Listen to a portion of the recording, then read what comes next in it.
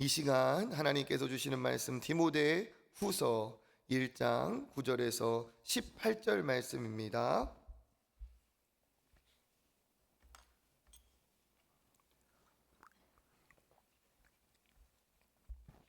디모데 후서 1장 9절에서 18절까지 교독하고 마지막 절 같이 읽겠습니다. 하나님이 우리를 구원하사 거룩하신 소명으로 부르심은 우리의 행위대로 하심이 아니요 오직 자기의 뜻과 영원 전부터 그리스도 예수 안에서 우리에게 주신 은혜대로 하심이라. 이제는 우리 구주 그리스도 예수의 나타나심으로 말미암아 나타났으니 그는 사망을 패하시고 복음으로써 생명과 썩지 아니할 것을 드러내신지라. 내가 이 복음을 위하여 선포자와 사도와 교사로 세우심을 입었노라. 이로 말미암아 내가 또 이 고난을 받되 부끄러워하지 아니함은 내가 믿는 자를 내가 알고 또한 내가 의탁한 것을 그날까지 그가 능히 지키실 줄을 확신함이라. 더는 그리스도 예수 안에 있는 믿음과 사랑으로서 내게 들은 바 바른 말을 본받아 지키고 우리 안에 거하시는 성령으로 말미암아 내게 부탁한 아름다운 것을 지키라. 아시아에 있는 모든 사람이 나를 버린 이 일을 내가 안하니 그 중에는 부겔로와 허모게네도 있느니라. 원하건대 주께서 오네시보로의 집에 긍휼을 베푸시옵소서. 그가 나를 자주 격려해 주고 내가 사슬에 매인 것을 부끄러워하지 아니하고 로마에 있을 때 나를 부지런히 찾아와 만났음이라. 원하건대 주께서 그로 하여금 그날에 주의 긍휼을 입게 하여 주옵소서. 또 그가 에베소에서 많이 봉사한 것을 내가 잘 아느니라. 아멘.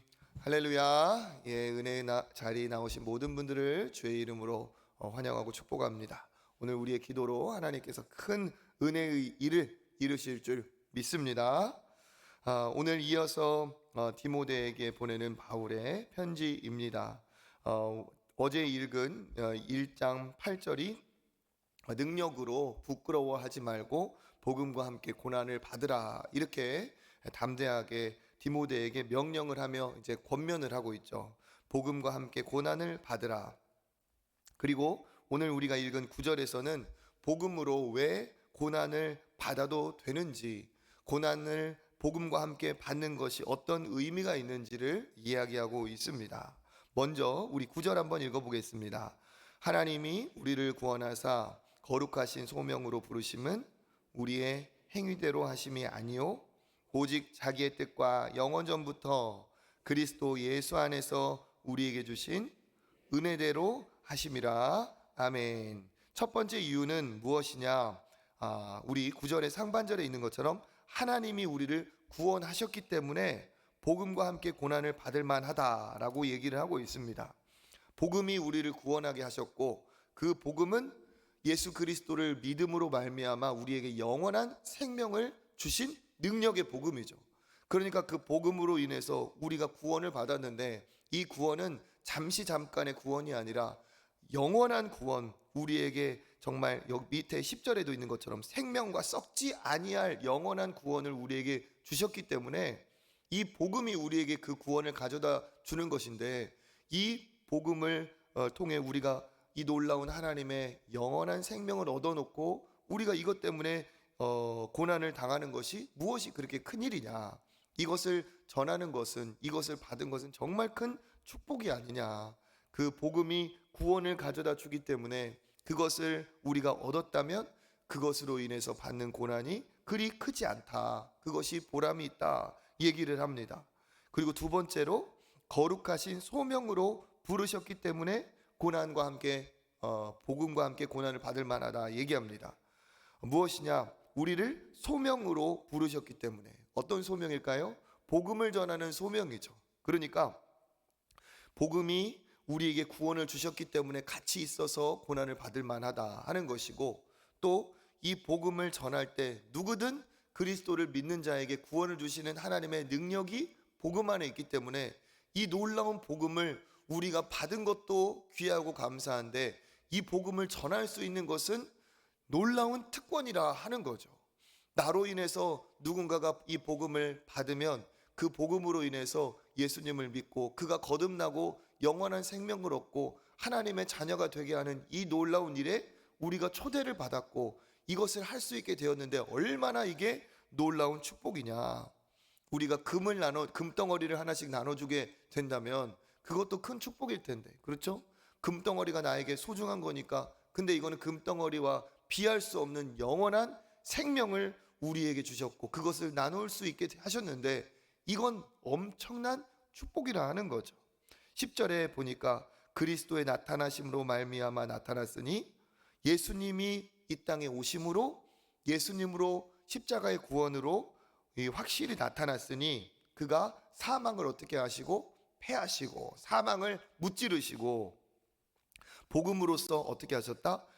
생명과 썩지 아니할 영원한 하나님의 축복을 드러내셨다. 그러니까 이 복음이 죽음을 이기게 하시고 지옥의 멸망을 우리에게 이기게 하시고 그 복음이 생명과 썩지 아니할 영원한 축복을 주셨기 때문에 이 복음은 우리에게 구원하신 것만으로도 고난을 받을 만한 충분한 이유가 있고, 그리고 그 복음으로 우리가 구원의 이 생명을 나눠줄 이 축복을 얻었다는 것은 큰 하나님의 은혜다. 그리고 여기에 있는 것처럼 이것이 우리가 잘나서 얻을 자격이 있어서 행위대로 받았느냐, 그게 아니라 우리는 하나님께서 그냥 예수 안에서 우리에게 예비하신 은혜대로 자격 없는 우리에게 이 놀라운 생명이 주어졌다. 그러니까 뭡니까? 우리는 이 복음으로 구원을 받았다는 것만으로도 어떠한 고난을 받아도 남는 장사가 되는 것이고, 우리가 이 놀라운 구원의 복음을 누구에게인가 전할 수 있게 된다는 것은 진짜 이 귀한 것을 우리에게 맡겨주셨다는 것이 얼마나 큰 축복이냐. 그것을 위해 당하는 고난은 절대로 헛되지 않다라고 얘기를 하고 있습니다. 그러면서 11절에 내가 이 복음을 위해서 부름받았다라고 하죠. 11절 시작. 내가 이 복음을 위하여 선포자와 사도와 교사로 세우심을 입었노라. 아멘. 그러면서 바울이 뭐라고 말합니까? 내가 이 복음을 위하여, 그냥 복음이 아니라 이 복음을 위하여라고 하고 있죠. 그러니까 이 복음이라는 것은 이 복음을 앞에 있는 내용으로 수식하는 겁니다. 나에게 영원한 생명을 주신 이 복음, 그리고 이 복음으로 믿는 자에게 구원을 주신 그 놀라운 소명을 나에게 주신 이 복음. 그러니까 바울은 이 복음에 대해서 굉장히 자부심과 자랑스러움과 당당함을 갖고 있죠. 이 복음, 정말 감출 수 없고 숨길 수 없고 드러내고 자랑하고 싶은 이 자랑스러운 이 복음을 위해서 내가 무엇으로 세움받았다? 이 복음을 선포하는 전도자, 즉 선포자로서, 또 나를 그리스도의 제자인 사도로, 그리고 또 이 복음을 가르치는 복음의 교사로 나를 세우셨다. 세우심을 또 입었노라 이렇게 되어 있죠. 그러니까 입었다는 것은 뭡니까? 내가 스스로 선 게 아니고 세우심을 받았다라는 거죠. 수동형입니다. 그러니까 내가 이 세우심을 받았다면 나를 세우신 분은 누구라는 거죠? 그렇죠. 복음의 주인이신 예수 그리스도, 나를 구원하신 하나님을 통해서 내가 이 세우심을 받았다. 그러니까 이 11절 안에 복음에 대한 자부심과 또 자기 자신에 대한 그 당당한 복음의 자존감이 들어 있습니다. 내가 그냥 선 것이 아니라 나는 하나님께서 세우신 복음의 선포자고, 하나님이 세우신 내가 사도고, 하나님이 세우신 복음의 교사다. 그러니까 내가 인간이 아닌 하나님께서 세우셨기 때문에 나는 이것에 대해서 굉장한 자부심과 당당함과 나는 능력을 확신한다라는 거죠. 복음에 대한 애정과 자기 자신에 대한 자존감, 하나님으로부터 오는 그런 당당한 자존감을 알 수가 있습니다. 그러면서 12절, 왜 그렇기 때문에 내가 부끄러워하지 않는가? 우리 12절도 같이 한번 읽어볼까요? 이로 말미암아 내가 또 이 고난을 받되 부끄럽지 아니함은 내가 믿는 자를 내가 알고 또한 내가 의탁한 것을 그날까지 그가 능히 지키실 줄을 확신함이라. 아멘. 그래서 내가 이 복음을 위하여 선포자와 사도와 교사로 세우심을 받았기 때문에 하나님께서 세우신 이 복음의 선포자, 사도, 교사로 하나님께서 세우심으로 말미암아 나는 이 고난을 받지만 부끄러워한다, 부끄러워하지 않는다? 부끄러워하지 않는다. 내가 죄를 지어서 이렇게 갇혀 있다면, 그 감옥에 들어간다면 나는 진짜 부끄러운 인간일 텐데 나는 떳떳하다. 나는 복음 때문에 이 고난을 받고 하나님이 세우셨기 때문에 나는 그 고난의 중에 이 감옥에도 들어간다. 나는 전혀 부끄럽지 않다. 그렇게 부끄럽지 않은 이유는 또 그 12절에 또 얘기하고 있죠. 내가 믿는 자를 내가 알고, 나를 세우신 자, 내가 믿는 자, 나를 구원한 자 예수 그리스도를 나는 알고 있다.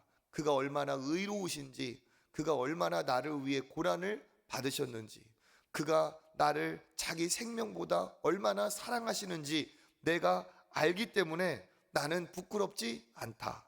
그리고 12절의 하반부에 또 내가 의탁하신 것을 그날까지 그가 능히 지키실 줄 확신합니다.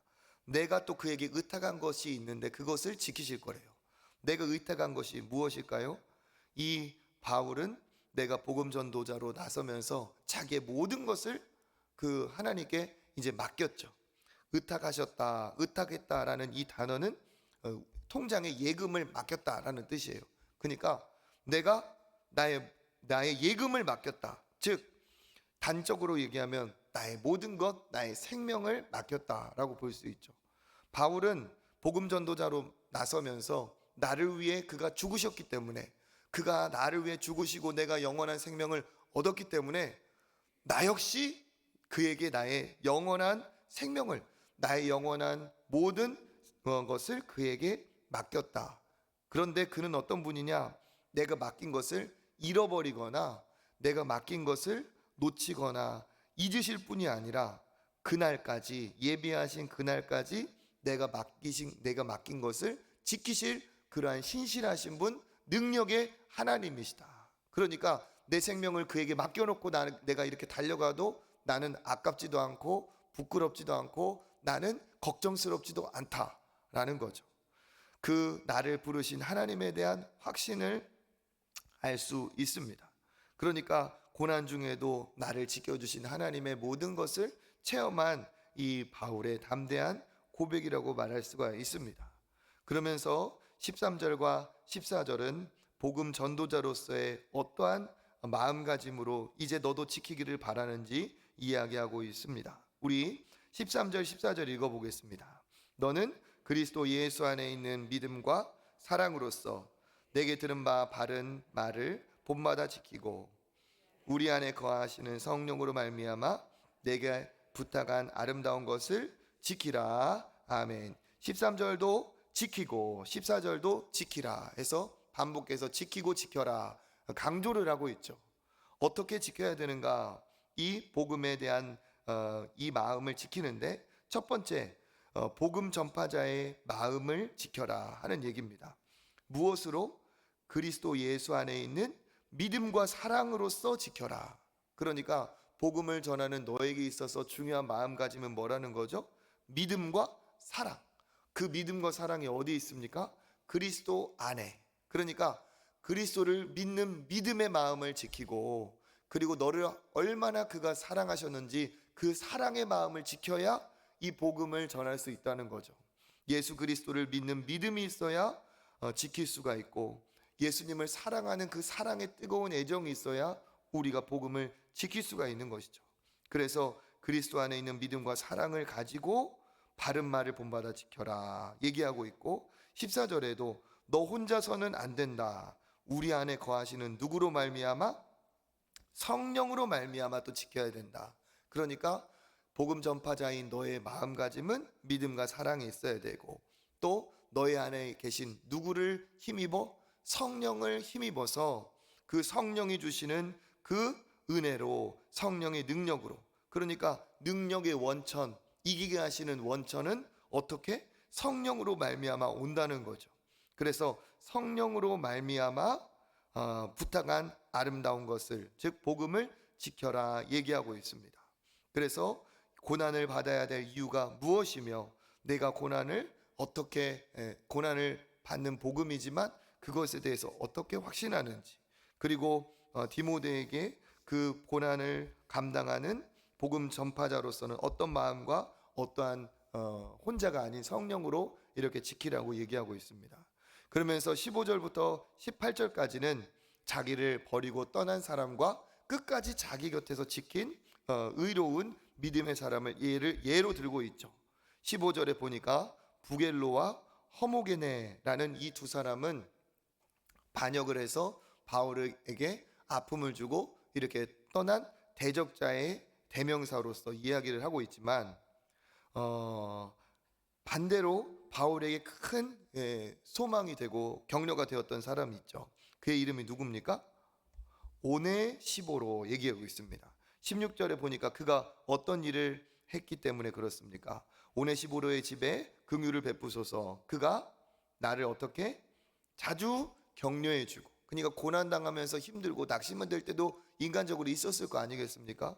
그때 이 오네시보로라는 사람이 복음 전도자인 바울을 위로해 주고 격려해 주는 선행을 했고, 또 어떻게 해요? 사슬에 매인 옥에 갇힌 것을 그는 어떻게 했다? 부끄러워하지 아니하였다. 바울도 역시 부끄러워하지 아니하였지만 이 역시도 부끄러워하지 않고 당당하게 이 고난 당하는 것에 대해서 오히려 자랑스럽게 바울을 여겼다. 그 다음에 17절 보니까 로마에 있을 때 어떻게 했다고요? 나를 부지런히 찾아와 만났습니다. 이 오네시보로는 보면 에베소에 사는 사람이었고 로마로 찾아와서 이제 바울을 격려하고 위로한 거예요. 그런데 지도상으로 보면 직선거리로 봐도 1000km가 넘습니다. 그러니까 그때 걸어서 오고 배 타고 오고 그러면 1300에서 1400km 정도의 거리가 있는데 이때 어떻게 했다는 거예요? 그 먼 거리를 마다하지 않고 그 긴 여행을 통해서 로마까지 나를 부지런히 찾아와서 격려해주고 만나주고 위로해 주었다는 거예요. 얼마나 그 감옥 안에 있는 바울에게 큰 소망과 위로가 되었겠습니까? 그러면서 18절에 보니까 그가 에베소에 있을 때는 또 무엇을 했다? 많이 봉사한 것을 내가 잘 아느니라. 많이 봉사하고 에베소 교회를 섬겼던 것을 네가 잘 알 것이다. 그러면서 그 가로 안에 있는 말이 있죠. 바울이 뭐라고 말합니까? 16절에도 그의 집에 긍휼을 베푸시옵소서. 그 오네시보로에 대해서 얘기하면서 하나님께 간구를 하고 그로 하여금 주의 날에 주의 긍휼을 있게 하여 주옵소서 하면서 그 사람의 의로움을, 그 고마움을 하나님 앞에 기도하고 있습니다. 그래서 오늘 우리가 읽은 본문은 왜 복음으로 인해 고난당해도 우리가 절대 손해가 아닌지, 그럴 가치가 있는지를 얘기하고 있습니다. 그 이유가 뭡니까? 우리가 구원받았기 때문에 무엇과도 바꿀 수 없는 이미 큰 축복을 받았어요. 그러니까 우리가 당하는 고난이 그렇게 정말 문제가 있거나 정말 억울한 것이 아니라는 거죠. 그리고 그것은 우리의 소명이 되어서 이 복음을 우리가 고난을 감내하고 전한 것이 우리에게 자랑이 되고 하나님의 큰 상이 되고 하나님의 기쁨이 될 것을 바울은 알고 있기 때문에 그렇습니다. 즉 디모데에게 바울은 뭐라고 얘기하고 있느냐? 구원에 대한 감사와 감격으로 늘 충만하여서 이 복음을 전하는데 기쁨으로, 고난이 아니라 이것이 상급이라고 여기면서 기꺼이 이 복음을 전하라고 이야기합니다. 너 혼자 하는 것이 아니라 내 안에 계신 성령님이 너와 함께 하시고 도와주실 것이기 때문에 끝까지 이 복음을 잘 고난에도 불구하고 전하라 라고 얘기하고 있습니다. 마치 이제 내일 수능 시험이 앞다온 거하고 똑같아요. 공부 열심히 해라. 공부 열심히 하는 것은 고된 일입니다. 그렇죠? 그런데 열심히 공부한 학생에게는 시험일이 어떻게 해요? 그에게는 보상받는 날이고 모든 것을 다 인정받는 날이에요.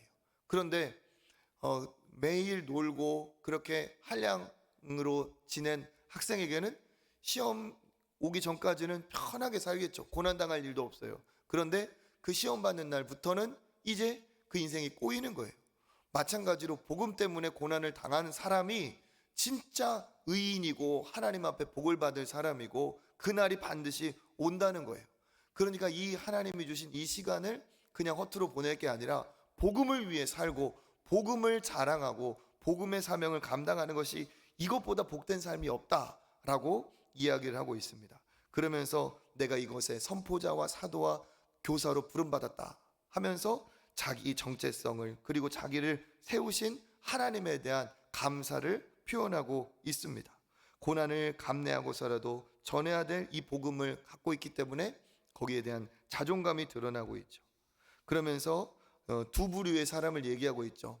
복음으로 고난당하는 것을 피하고 자기의 그 안위를 위해 살아간 사람이 있고, 복음 전도자를 함께 동역하며 복음으로 산 오네시모로 같은 사람이 있는데, 너는 어떻게 살 것이냐, 너는 이와 같이 살아라 라고 얘기하고 있습니다.